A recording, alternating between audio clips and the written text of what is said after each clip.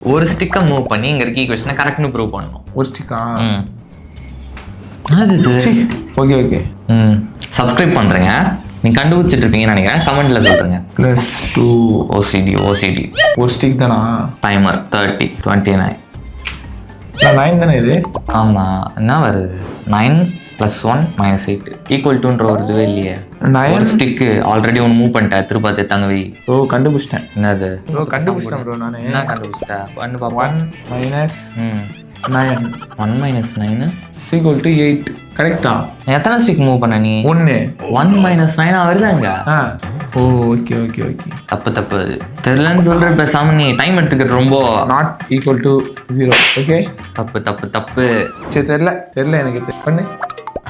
இதானே 9.